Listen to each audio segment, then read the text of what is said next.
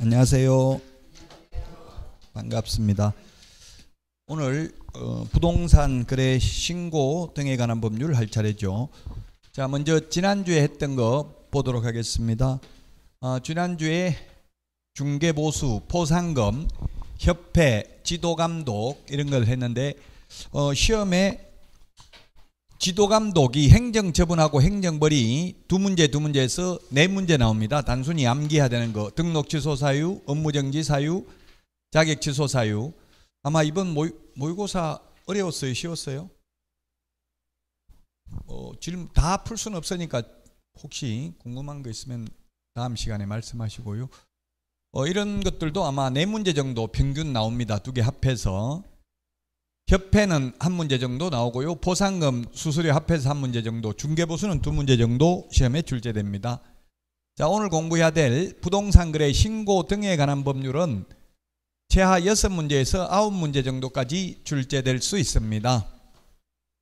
부동산 거래 신고인데 용어의 정의, 부동산 등, 외국인 등 용어 정의가 있는데요. 즉 부동산 등만 부동산 거래 신고를 하는데 부동산 거래 등이란 토지, 건축물, 분양권, 입주권을 부동산 등이라고 합니다. 이건 매매 계약만 신고합니다. 그리고 공급 계약, 공급 계약이란 최초로 분양하는 계약을 공급 계약이라고 하죠. 공급 계약도 부동산 거래에 신고해야 됩니다. 30일 이내에 신고해야 되고요. 공동으로 거래 당사자 공동으로 신고를 하고 중개 거래인 경우는 개업공개사가 신고해야 됩니다. 부동산 거래 신고도 30일, 해제 신고도 30일, 주택 임대차 신고도 전부 30일 이내에 신고합니다. 숫자는 암기해야 됩니다. 우리 암기 프린트 35번에 30일 정리되어 있습니다. 자, 암기 프린터 한번 35번 보도록 할까요? 35번에 보시면 거기 30일, 숫자 30일 12개를 정리해 놨습니다. 그래서 암기해야 되겠습니다. 숫자는. 자, 그 다음에 검정체계에 의해서 검정을 하는 사람은 신고관청, 검정체계 구축 운영은 국토부 장관이고요. 위반시 제재가 3천만 원 이하의 과태료, 옛날에 5% 이하 과태료가 지금 거짓 신고하면 10% 이하 과태료입니다. 물론 일률적으로 무조건 10%는 아니고요. 위반 금액에 따라서 차등 부과됩니다. 최대 10% 부과합니다. 구체적으로 차등하는 것까지 암기하기는 좀 어렵습니다. 공인중개사법에서는 개별 기준까지 암기해야 되지만 다른 법률의 벌칙에서 그냥 10% 이하만 기억하면 되지 구체적으로 1%, 2%, 3% 이렇게 세부적으로 나누어집니다. 그런 것까지 다 암기할 수는 없습니다. 시험에 아직까지 나온 적은 없습니다. 500만 원 이하의 과태료, 그 다음에 100만 원 이하의 과태료, 300만 원 이하의 과태료 등이 있고요. 그 다음에 자진신고하면 면제 감경해주는 리니언시 제도가 부동산 거래 신고 등에 관한 법률에는 있습니다. 공인중개사법에는 자진신고 제도가 없습니다. 부동산 거래 신고 등에 관한 법률만 있습니다. 왜냐하면 두 사람 간에 만약에 거짓 신고 다운계약서 적어가지고 폭로하고 싶어도 폭로하면 둘 다 처벌받죠? 뇌물 줬다고 폭로하고 싶어도 뇌물 준 사람 받은 사람 둘 다 처벌받기 때문에 폭로하기 힘들죠? 그런데 이 자진신고 제도, 리니언시 제도가 도입되면서 자진신고 먼저 폭로한 사람은 면제해주는 제도입니다. 주택임대차 신고는 광역시 경기도에 있는 시군인데 군의 경우에는 경기도 광역시에 있는 군만 신고합니다. 경기도 광역시 외의 군 지역은 신고하지 않습니다. 양평군은 신고해야 되죠? 경기도에 있으니까. 그러나 함양군, 합천군, 산청군, 거창군 이런 데는 신고 안 해도 됩니다. 한평군 이런 데는 신고 안 해도 되겠죠. 광역시, 경기도에 있는 군지역 그리고 시는 모든 시 다 신고해야 되고요. 주택 임대차 보증금이 6천만 원 초과하거나 월차임 30만 원 초과 또는입니다. 또는 밋이 아니고 둘 중에 하나 해당되면 신고해야 됩니다. 자, 그 다음에 역시 30일 이내 당사자 공동으로 신고관청에 신고하고요. 해제 신고도 30일 이내고요. 그 다음에 부동산 거래 신고 제도를 준용합니다. 그리고 신고 위반하면 100만 원 이하의 과태료인데 아마 이 벌칙이 시험에 나올 확률은 좀 희박합니다. 계속 유예를 시켜주고 있습니다. 지금 문재인 정부 때 2년 유예를 했고요. 또 윤석열 정부 들어서 2년째 유예하고 있습니다. 4년 동안 한 번도 과태료를 부과하지는 않고 있습니다. 자, 그 다음에 포상금 등이 되겠습니다. 포상금 암기 프린터 28번에 있죠. 암기 프린터 28번 시험에 암기 프린터 28번 한 문제는 나온다고 보셔야 되겠습니다. 그래서 포상금이 암기 프린터 28번에 보면 위에 있는 게 공인중개사법이고 밑에 있는 게 부동산 거래 신고 등에 관한 법률상 포상금입니다. 자, 부동산 거래 신고 등에 관한 법률은 접수된 날로부터 2개월 이내에, 공인중개사법에서는 포상금 지급 결정일로부터 1개월 이내에 지급하죠. 여기 부동산 거래 신고 등에 관한 법률은 시군구 재원인데 공인중개사법은 국고에서 50%까지 보조할 수 있습니다. 그 2차 과목의 특징이 대체로 보면 2차 과목들은 거의 단순히 암기해야 되는 내용이지 왜 이렇게 논리적으로 깊이 생각할 필요가 없는 내용들이 많습니다. 공법도 내용이 많아서 그렇지 공법이 논리적으로 깊이 생각해야 될 부분은 없죠. 그래서 자꾸 반복하는 수밖에 없습니다. 휘발성이 강하기 때문에 금방 들으면 알다가 또 자고 일어나면 다 까먹고 계속 거듭되는 고통을 받아야 합격할 수 있습니다. 자, 외국인 등 특례입니다. 특례란 특별히 예외를 특례라고 합니다. 우리나라 사람은 신고 안 하는데 외국인의 경우 교환 계약이나 증여 계약도 60일 이내에 신고해야 되고요. 계약 이외의 원인, 경매, 상속 등의 경우에는 6개월 이내에 신고해야 되고요. 군사시설 보호구역 등에서는 미리 허가받아야 되고요. 그 다음에 토지거래 허가구역 지정권자는 국토부 장관 또는 시도지사고요. 허가 대상은 일정 기준 면적을 초과하는 소유권, 지상권에 관한 유상계약이나 예약의 경우 허가받아야 됩니다. 허가 신청하면 15일 이내에 허가 또는 불허가 처분을 해야 됩니다. 허가 안 받으면 무효고요. 그 다음에 기준 면적을 초과하는 경우만 허가받는데 주거 미지정은 60제곱미터, 상업공업은 150제곱미터, 녹지지역은 200제곱미터 초과하는 경우에 허가받아야 됩니다. 암기 프린터 32번에 있죠. 32번에 동그라미 6번에 보면 허가받은 목적으로 사용해야 되는 의무기간이 농업, 축산업, 임업, 어업, 대토, 주거, 복지는 2년, 사업용은 4년이 되겠습니다.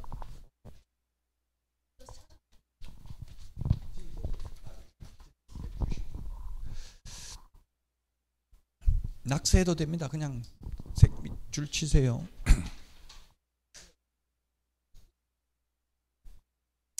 자, 그 다음에 위반시 제재입니다. 허가 안 받으면 무효고요. 2년 이하의 징역이나 100분은 30% 이하 벌금이고요. 그 다음에 허가받은 목적대로 사용하지 않는 경우에는 10% 범위 내에서 이행강제금을 부과합니다. 방치하면 10%, 이용 목적을 변경하면 5%, 임대하면 7%, 기타 7% 부과한다. 이게 옛날에 공법시험에 나왔습니다. 토지거래 허가제도가 2017년까지는 국토의 및 이용에 관한 법률에 있었습니다. 2018년부터 부동산 거래 신고 등에 관한 법률로 통폐합됐습니다. 자, 계략적 내용을 다 말씀드렸고 다시 이제 세부적으로 보도록 하겠습니다. 부동산 등이란 아까도 말했죠. 토지, 건축물, 입주권, 분양권이 부동산 등입니다. 즉 임목, 공장재단, 광업재단은 부동산 거래 신고 대상물이 아닙니다. 임목, 공장재단, 광업재단도 중개 대상물에 해당되며 매수 신청 대리 대상물에는 해당되죠. 임목, 공장재단, 광업재단. 왜 그러느냐? 규칙을 그렇게 정한 거예요. 법을 만들 때. 법 만든 사람들이 아무 생각 없이 하다 보니까 이렇게 서로 법마다, 부동산이 법마다 다르다는 이야기입니다. 민법 99조 1항에서 부동산이란 토지 및 그 정착물을 말한다. 그때 정착물은 건물도 포함되죠. 법마다 그래서 다 다릅니다. 쓰는 용어가. 부동산 등까지 했고요. 거래 당사자는 매수인과 매도인을 말하며 외국인을 포함한다. 외국인도 매매계약 체결했으면 부동산 거래 신고해야 된다는 뜻입니다. 그 다음에 임대차는 임대인과 임차인이 계약 당사자입니다. 계약 당사자가 신고해야 되죠. 외국인을 포함하므로 외국인도 주택임대차 신고를 해야 됩니다. 자, 부동산 거래 신고 대상 계약입니다.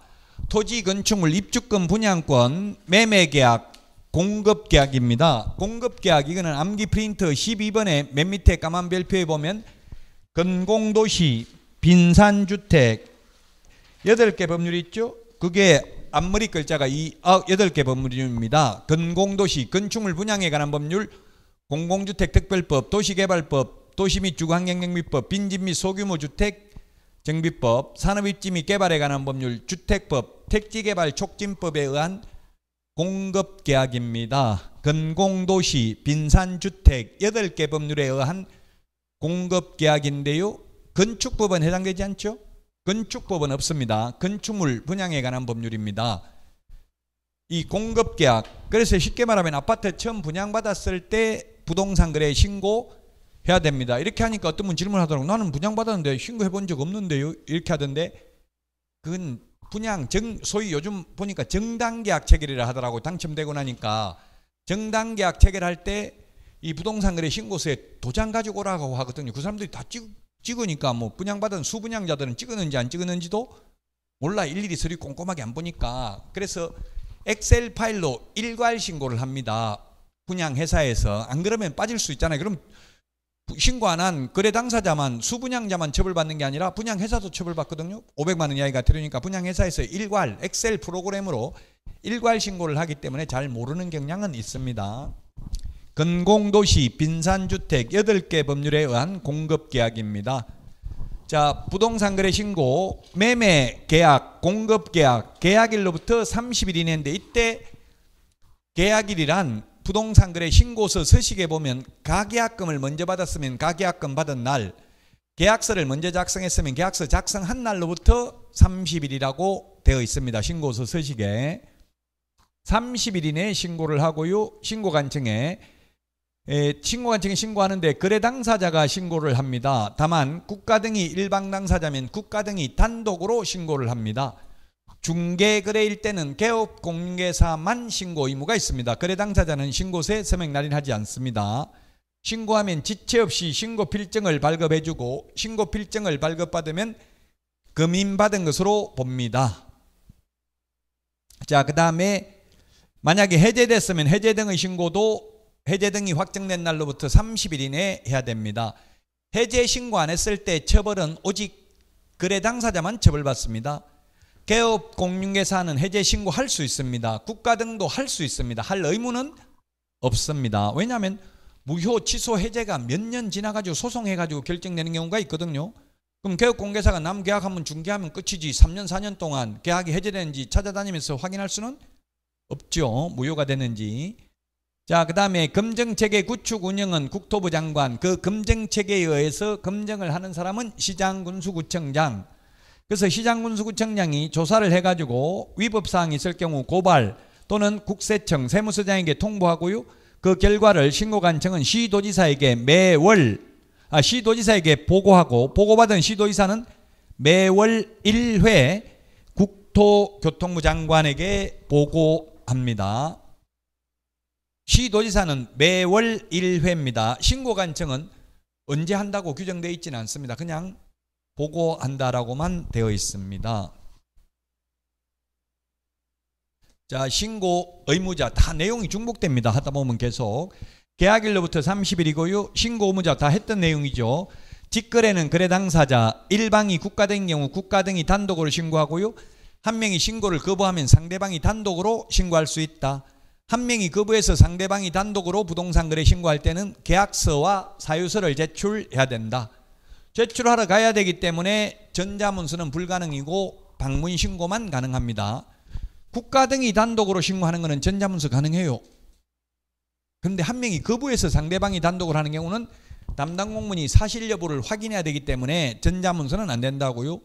시험에 전자문서 안 되는 게 출제됐기 때문에 우리 암기 프린트 50번에 맨 밑에 전자문서 불가능 적어놨습니다. 자, 중개거래인 경우는 개업공개사가 신고해야 되고 공동중개는 관여한 개업공개사 모두가 공동으로 신고해야 된다. 이렇게 공동으로 신고해야 된다는 말은 신고서에 서명 또는 날인을 공동으로 해야 된다는 뜻이고 제출은 1인이 제출하여야 한다 이렇게 돼 있습니다. 1인이 제출할 수 있다가 아니라 1인이 제출하여야 한다 이렇게 돼 있어요. 하여야 한다 돼 있어서 제가 국토부에 그러면 지금 둘이 같이 왔는데 한 명, 두 명 같이 온 거 적발되면 처벌받습니까? 한 명 숨어 있어야 됩니까? 물어보니까 그러하지는 아니합니다. 이렇게 답변을 하더라고요. 근데 어쨌든 법조문상은 그 신고서 서식에 보면 1인이 신고서를 제출해야 된다 이렇게 돼 있다고요. 1인이 제출할 수 있다가 아니라 현실적으로 조금 안 맞기는 하죠. 반드시 한 명이 제출해야 된다. 그러나 일단 우리 시험은 법조문대로 출제됩니다. 자, 신고해야 될 사항 암기 프린터는 13번에 있습니다. 입자, 실종, 중개, 인기소가 되겠는데 이 중에서 자금조달계획하고 자금조달계획, 실입주계획 이게 중요하죠. 자금조달계획하고 실입주계획 중요한데요. 자, 입자, 실종, 중개, 인기소 9가지가 있습니다. 이 9가지가 있는데 특히 법인인 경우에는 이제 이게 왜 생겼냐면 2021년도 문재인 정부 때 저도 현업에서 중개업을 해보니까 그런 거는 있더라고요. 그냥 가족회사 만들어가지고 법인 회장이 장모님이더라고요. 사장은 사위고요.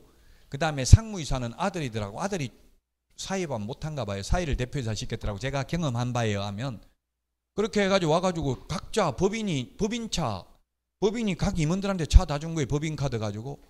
그 왜 법인으로 주택을 매입하겠어요? 법인의 경우에는 양도소득세를 내는 게 아니라 법인세를 내죠.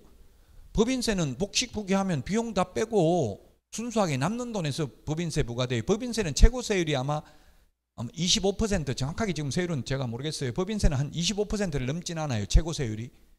양도소득세는 뭐 45%까지 있습니까? 최고 세율이.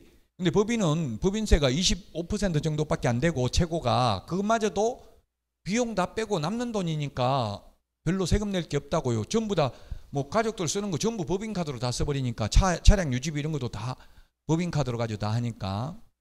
그래서 이게 법인이 또 그나마 어른들이 만든 법인은 괜찮은데 서울에서 미성년자가 법인 만들어 가지고 이게 투기한 게 적발됐어요. 아버지한테 빌려 가지고 아버지한테 이자 주는 거예요. 법인에 돈 벌어 가지고. 그럼 아버지는 이자 받아 가지고 현금으로 또 아들한테 돈 주고 이런 식으로 해서 편법으로 세금 안 내고 재산 빼돌리는 거 이런 게 적발돼서 이제 법인인 경우에는 법인 등기 현황에 관한 사항을 신고해야 됩니다.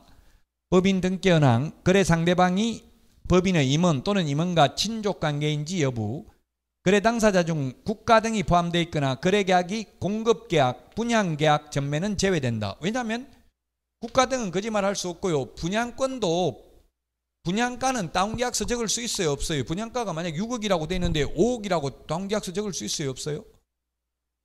그거는 법인장부에 기록되기 때문에 속일 수가 없어요. 그거는 무조건 내가 다운계약서 적어서 신고해도 이미 그 분양한 회사에서 분양가가 얼마라고 다 신고 들어갔기 때문에 속일 수가 없다고요. 그래서 그거는 뭐 명확하기 때문에 이런 거는 제외된다고요. 자, 그 다음에 주택 취득 목적, 취득 자금 등에 관한 사항, 법인이 주택 매수인인 경우에 해당되고요. 거래 대상, 주택의 취득 목적, 주택의 취득 자금 조달 계획, 지급 방식, 투기 과일 지구면 증빙 자료를 첨부해야 됩니다. 자금 조달 계획은 법인인 경우에는 지역과 금액과 상관없이 자금 조달 계획 제출해야 됩니다. 증빙 자료는 투기 과일 지구만 제출하면 됩니다. 임대 등 거래 대상 주택의 이용 계획도 제출해야 됩니다. 그래서 유권해석을 보니까 법인의 경우에 주택을 임대했다가 2년 후 주인이 직접 살겠다고 내보낼 수 없답니다. 법인은 숨을 쉬는 사람이 아니잖아요.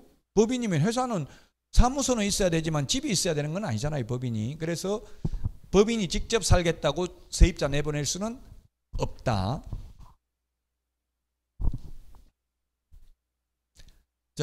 조금 전에 했던 거 이게 중요하긴 한데 이게 2020년 10월 27일 문재인 정부 때 이때 집값 한참 올라갈 때입니다. 2020년, 21년이 거의 피크였죠, 집값. 지금은 많이 지금 2000평택 이런 데가 그 당시 엄청나게 올랐었어요. 2021년도 이때. 근데 지금은 약간 떨어진 걸로 뉴스에 나오더라고요. 제가 정확하게 2000 시세를 알지는 못하지만 전체적인 흐름을 보면. 자, 그래서 규제지역인 경우, 조정대상 지역이나 투기과일 지구인 경우 자금 조달 계획서는 모든 거래 다 제출해야 되고요. 비규제지역은 개인은 6억 이상, 법인은 모든 거래입니다. 그래서 법인은 규제지역이든 비규제지역이든 모든 거래에 대해서 다 자금조달 입주계획 제출해야 되고요. 정빙자료는 법인이든 개인이든 투기과열지구인 경우만 정빙자료를 제출해야 됩니다. 제가 투기과열지구에서 분양받아 보니까 정빙자료 제출을 하라고 하더라고요. 아파트 분양받는 거는 계약금만 있으니까 되기는 하더라고. 별로 어렵진 않아요. 왜냐하면 계약금 제가 내고 나머지 중도금은 은행 대출, 잔금은 미래소득, 제가 신고했던 소득 종합소득세 신고했던 그 3년치 미래소득으로 인정이 되더라고요. 3년 후에 입주하잖아요. 분양받으면. 그러니까 만약에 정빙자료, 뭐 자금조달 계획 이런 거 제출하라고 하면 월급 받은 거 한 푼도 안 쓰고 다 모으겠다 해도 돼요.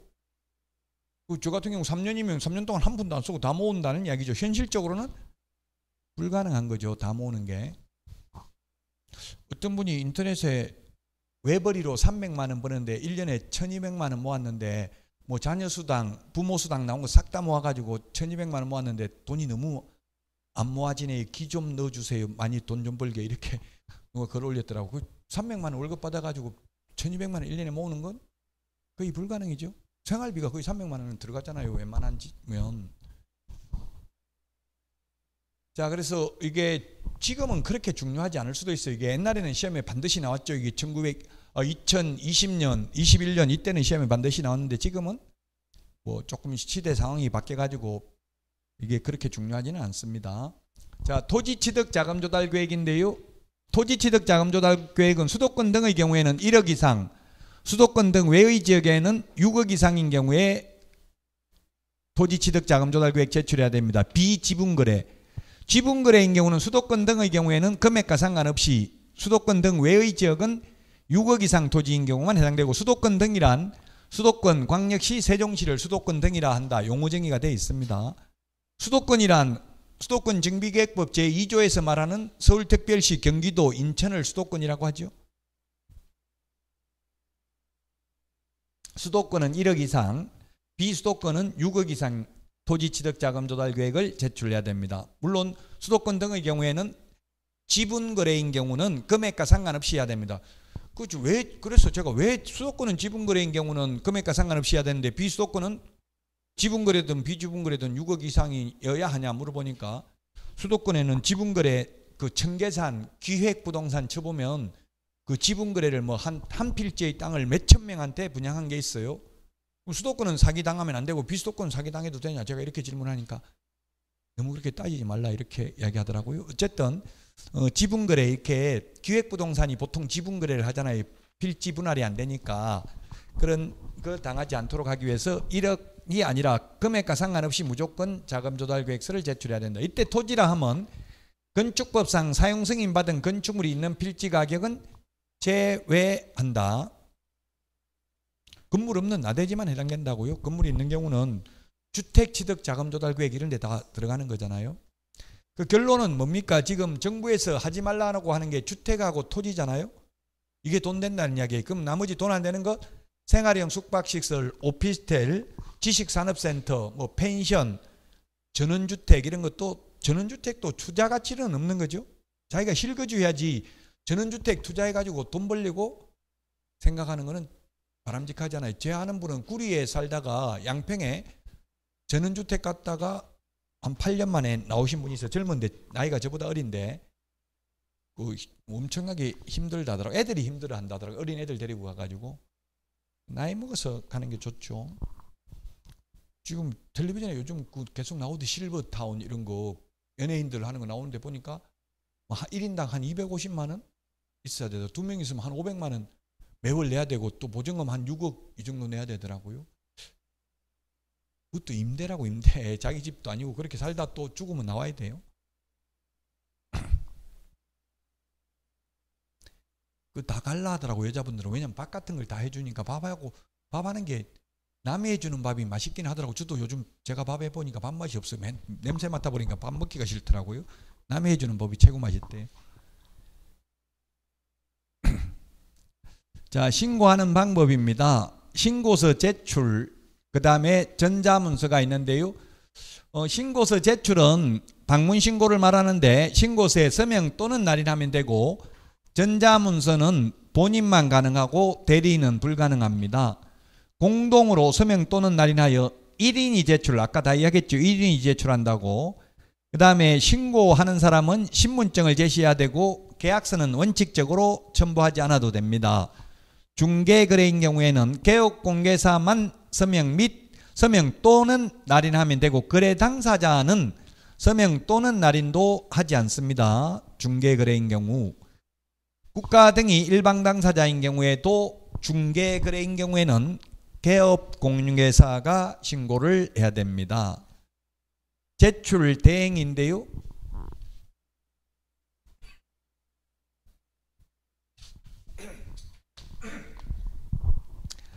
자, 전자문서는 대리인 신고 불가능이고 방문 신고만 대리인이 할 수 있는데, 대리인이 할 때에는 거래 당사자를 대행하는 경우에 자필 서명이 있는 위임장하고 신분증 사본이 있어야 되고, 법인을 대행하는 경우에는 법인 인감 날인된 위임장하고 법인 인감증명서 있어야 되고요. 개공을 대행하는 것은 소공만 가능하고 보조원은 대행할 수 없고 소공 신분증만 있으면 됩니다. 자, 그러면 당사자를 대행하면 자필 서명을, 당사자가 누굽니까? 매도인, 매수인이 당사자죠. 그럼 매수인, 매도인, 위임장 둘 다 있어야 될까요? 둘 중에 한 명만 있으면 될까요? 이건 뭘 대행하는 거예요? 지금 제출을 대행하는 거잖아요. 제출. 아까 제출은 1인이 제출해야 한다 이렇게 돼 있었죠. 한 명 것만 있으면 됩니다. 매수인 거든 매도인 거든. 그런데 현실적으로 제가 해보니까 법무사들이 대행을 하니까 직거래하는 형태를 취해가지고 매수인 것만 받더라고요. 왜냐면 법무사들이 매수인을 대행하잖아요. 등기 대행할 때, 등기할 때 필요하니까 신고 필증이. 저도 직거래 중개 해봤어요. 그냥 업으로 안 하면 한두 건 해봐도 되잖아요. 한두 건은. 그럼 소개하고 법무사 오라고 해가지고 커피숍에서 만나가지고 법무사한테 서류, 등기 전에 필요한 서류 다 주고 그냥 바로 거기서 돈 받고 끝내고 할 수 있어요. 해도 돼요. 직업으로 안 하면 한두 건 하는 거는 상관이 없다. 자, 신고 필증 발급입니다. 신고 관청은 신고 내용 확인 후 신고인에게 신고 필증을 지체 없이 발급입니다. 옛날에는 즉시였는데 지금은 전부 부동산 거래 신고 등이 가는 법률에서는 모두 지체 없이로 다 바뀌었습니다. 딱 하나 적시가 있기는 합니다. 오늘 할 건데 적시 뭐가 있냐면 미리 말씀드리면, 허가받은 목적대로 사용 안 하면 이행강제금을 부과하는데, 이행강제금을 부과했는데 이미 이행을 했으면 즉시 이행강제금 부과를 중지해야 됩니다. 그러나 이미 부과된 것은 징수해야 된다. 이미 부과된 것도 징수하여서는 아니 된다. 시험에 출제되는데 X로 출제됐습니다. 부과된 것은 징수해야 됩니다. 도로교통법 위반에도 이미 스티커 끊긴 거는 내야 되잖아요. 버스 전용 차선 가다가 스티커 끊겨가지고 다시 정상으로 나왔다 하더라도 옛날에 끊긴 거는 이미 내야 돼요. 오늘 오다 보니까 영동고속도로 이제 버스 전용 차로 없어졌더라고요. 없어진다고 했어요? 언제부터 없어졌어요? 아직 지금 없어진 거예요. 지금 그 없어졌냐고요? 아니 효과 뭐 그런 거 색깔 파란 거 칠해놓은 게 없어졌더라고요. 아니 토요일 날 특강하고 가면 막 막혀가지고 버스 전용 차선은 텅텅 비어 있는데 막혀가지고 엄청나게 힘들었거든요. 아침에 특강하러 올 때도 힘들고 1차선은 다 비어 있는데 차는 막혀가지고 오기 엄청나게 힘들었어요. 경부고속도로는 확대 오히려 더 늘렸대. 지금 옛날에는 오산까지 평일날 하던 걸 저기 안성까지 더 늘리고 영동고속도로는 없앴나 보였더라고요. 제가 저번 주에 올 때는 있었거든, 색칠한 게. 근데 아예 색칠이 없어졌더라고, 파란색 돼 있는 게. 자, 그래서 지체 없이입니다. 지체 없이. 매수인은 신고 필증을 발급받은 때에 검인받은 것으로 본다. 법인신고서, 자금조달계획서 등이 제출된 때 부동산 거래 신고 필증을 발급한다. 그럼 법인의 경우 자금조달계획서라든지 증빙자료 이런 거 제출 안 하면 등기를 못하게 되겠죠. 신고 필증을 받아야 등기가 가능하기 때문에. 이 자금조달계획, 뭐 성인들은 자금조달계획 문제가 없어요. 미성년자가 문제라고. 미성년자 돈도 안 벌었는데 몇 억 어디 났냐. 뭐 부모한테 받았으면 세금 내야 되고요. 증빙자료 제출하라고 하면 은행 통장 잔금증명, 잔고증명서 이런 거 제출해야 되는데, 미성년자들이 편법으로 투자하는 것을 방지하기 위한 조치라고 봐야 되겠죠. 자, 그 다음에 전자계약을 체결하면 부동산 거래 신고서 제출한 것으로 보고 해제 신고서 제출한 것으로 보고 주택임대차 신고서도 제출한 것으로 보기 때문에 따로 할 필요 없다. 전자계약 체결하면 확정일자 따로 받을 필요 없다. 전자계약 체결하면 해제 신고도 따로 할 필요 없다. 종이계약서, 종이확인설명서를 따로 출력해서 보존할 필요도 없다. 그 전자계약서는 보니까 저도 전자계약서를 작성해 봤는데 재발급 해달라니까 재발급은 잘 안 해주고 그냥 불러오게 해가지고 출력을 하라고 하더라고요. 그 휴대폰으로도 어플에서도 불러오게 해가지고 파일을 다운로드 받을 수는 있더라고요. 보통 지금 중개업소에서는 종이계약서도 출력해서 주나 보더라고요. 왜냐하면 은행에 전세자금 대출 이런 거 받으려면 종이계약서를 가지고 오라고 하는 것 같더라고요. 법적으로는 전자계약서 작성하면 따로 종이계약서 출력할 필요 없습니다. 자, 해제 신고도 해제 등이 확정된 날로부터 30일 이내에 해야 되고요. 거래 당사자 공동으로 신고할 의무가 있고 안 하면 해제 신고 안 하면 거래 당사자만 처벌받습니다. 개업, 공인중개사나 국가 등의 경우에는 해제 신고 안 해도 처벌 규정이 없습니다. 의무는 당사자에 있고요. 한 명이 신고를 거부하면 입증서류와 단독신고 사유서를 첨부해서 단독으로 해제 신고할 수 있습니다. 입증서류가 판결문 이런 게 되겠죠. 무효 취소 해제, 무효 소송 이런 걸 하잖아요. 선우원숙 씨도 혼인 무효 소송 한다더라고. 왜 무효 소송하겠어요? 이혼했는데. 옛날에는 혼인 취소 소송이 불가능했어요. 이미 이혼했기 때문에 실익이 없다고 봤었어요. 근데 지금은 대부분 판례가 해도 된다고 돼 있어요. 이혼해도. 왜냐면 무효면 처음부터 효력이 없는 거니까 혼인 안 한 걸로 되잖아요. 취소도 마찬가지죠. 취소, 무효 다 무효 취소되면은 삼혼 이제 다시 결혼하더라도 재혼하는 걸로 되잖아요. 삼혼이 아니고. 그게 굉장히 중요하거든. 삼혼, 사혼했다고 하면 사람들이 저 인간 뭔가 이상하다 이렇게 생각할 개연성이 높잖아요. 한 2번까지는 그래도 지금 어느 정도 용인하더라고. 사회통념상 지금 우리나라에 보면. 근데 삼혼, 사혼했다고 하면 좀 이상하게 생각할 우려가 있어요.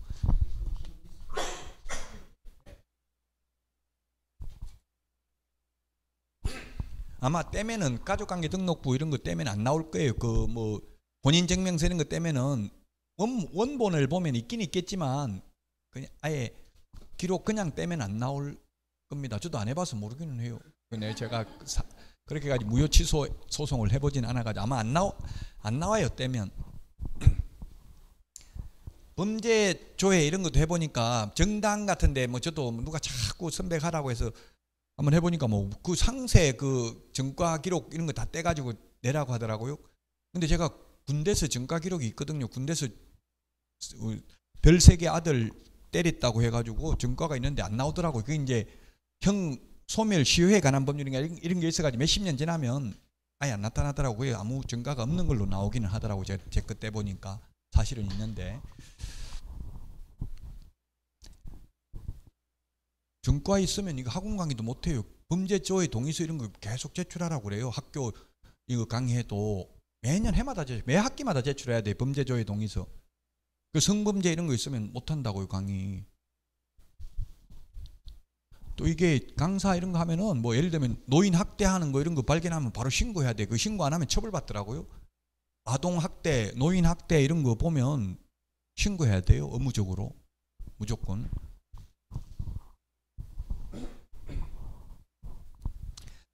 자, 그 다음에 일방이 국가 등인 경우 국가 등이 신고할 수 있고 중개거래인 경우 개공이 해제 신고 할 수 있지 할 의무는 없다고요. 할 의무는 거래 당사자에게만 있다. 해제 신고 안 하면 거래 당사자만 처벌받는다. 왜냐면 해제 무효가 무효 소송해가지고 3년 후에 될 수도 있기 때문에 그렇죠. 자, 그 다음에 제출 대행입니다. 거래 당사자 또는 개업공개사의 위임을 받은 자 그리고 위임받은 자 신고서 제출 대행 가능합니다. 전자계약은 따로 해제 신고 안 해도 됩니다. 시스템상 해제하면 되겠습니다. 자, 정정 신청이 되겠습니다. 암기 프린터는 14번에 있습니다. 요약집은 119페이지에 있고요. 주지사 종목입니다. 거래 당사자의 주소, 전화번호, 휴대전화번호, 거래 지분 비율, 개업공개사의 전화번호, 상호, 사무소 소재지, 거래 대상 건축물의 종류, 거래 대상 부동산 등의 지목, 면적, 거래 지분, 대지권 비율 5개 정정 신청할 수 있는데, 정정 신청할 수 있다, 하여야 한다가 아니라 정정이라는 것은 오타 고치는 겁니다. 예를 들면 면적이 100제곱미터인데 동그라미를 하나 잘못해가지고 1000제곱미터라고 했으면 언제든지 정정 가능한 거예요. 등기 후에도 정정이 가능하다. 오타 고치는 겁니다. 정정 신청서는 법정 서식이 없습니다. 시험에 법정 서식이 없는 것 출제된 적이 있는데요. 이게 출제된 게 아니라 그냥 법정 서식이 없는 것. 법정이라는 게 뭡니까? 법령에 규정된 서식을 말하는 거죠. 법정 서식 없는 게 대표적인 게 거래계약서 법정 서식 없습니다. 거래계약서 법정 서식 없다. 이게 시험에 출제됐습니다. 거래계약서, 공동사무소 설치신고서 법정 서식 없고요. 중개보수 영수증 법정 서식 없습니다. 법적으로는 중개보수 영수증 교부할 의무 없습니다. 현실적으로 개업공개사님들이 다 교부하지만 그건 은행점표처럼 그냥 사제 양식이지 법에 정해진 서식은 아니라고요. 그 다음에 정정신청서 법정 서식 없습니다. 금인계약서 법정 서식 없습니다. 금인계약서 5가지 법정 서식 없습니다. 자, 그 다음에 거래 당사자의 주소, 전화번호, 휴대전화번호는 단독으로 정정이 가능합니다. 단독으로 가능하기 때문에 그 속에 있는지 담당 공무원이 확인해야 되므로 전자문서는 불가능하고, 요것만은 요 맨 위에 있는 거, 이거 거래 당사자의 주소, 전화번호, 휴대전화번호, 이거는 단독으로 가능하기 때문에 전자문서는 안 되고 방문신고만 가능합니다. 토지의 종류, 부동산 등의 소재지, 집은, 성명, 주민등록번호는 정정 불가능하다. 계약의 본질적 내용은 정정이 안 됩니다. 제가 그래서 국토부에, 요즘은 국토부에 전화하면 아예 전화 안 받습니다. 옛날 전 정권 때는 그래도 전화는 받았어요. 국토부에서 계속 전화하면.